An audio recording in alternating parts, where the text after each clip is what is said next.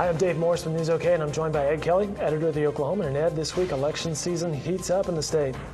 Dave, you're exactly right. The filing period begins on Monday morning at the state capitol. It runs all day Monday, all day Tuesday until 5 o'clock Wednesday.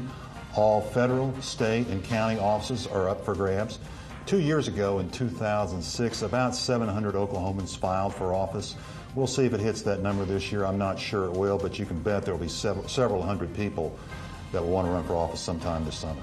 Busy day at the Capitol beginning Monday. Ed, what's on the ballot? Well, Dave, this year, statewide, there are relatively few big statewide races on the ballot. We have a U.S. Senate race, the seat that's now held by Jim Inhofe, and we also have 2 Corporation Commission races. The incumbents are Jeff Cloud and Jim Roth.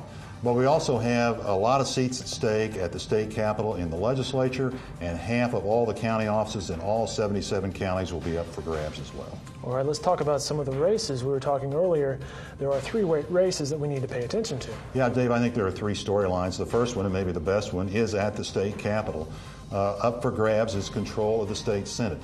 As you know, the last couple of years, in 2007 and 2008, half of the members of the Senate were Democrats, and half, the other 24, were Republicans. They had to share power. It worked some of the time, didn't work some of the time. But Republicans are very confident that they can pick up at least 1 seat and maybe more that would tilt the balance to their favor and give them control. If that happened, it would be the first time in Oklahoma history, 101 or 2 years. Pretty big deal. It's a pretty big deal that Republicans would control the state Senate.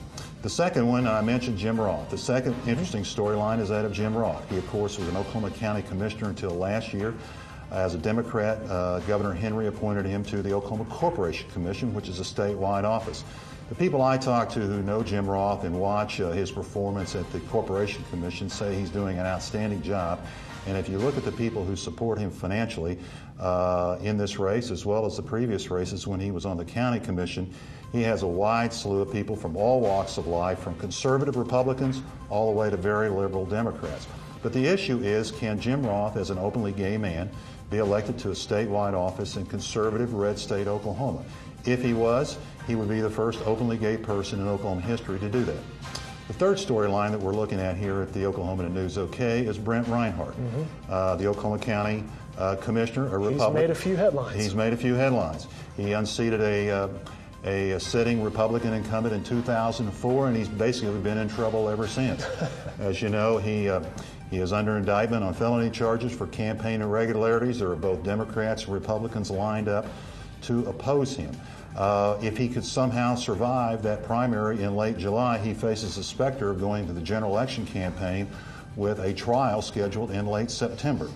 So can a sitting Republican incumbent in a county commission seat here in central Oklahoma, who usually has a leverage of power that can overcome any challenge, can Brent Reinhardt keep his seat? It'll be very interesting to watch this fall.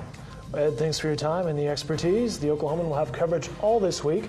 John Greiner and Michael McNutt will be stationed at the state capitol, and we'll have live coverage online at News OK all week and complete reports in the Oklahoma.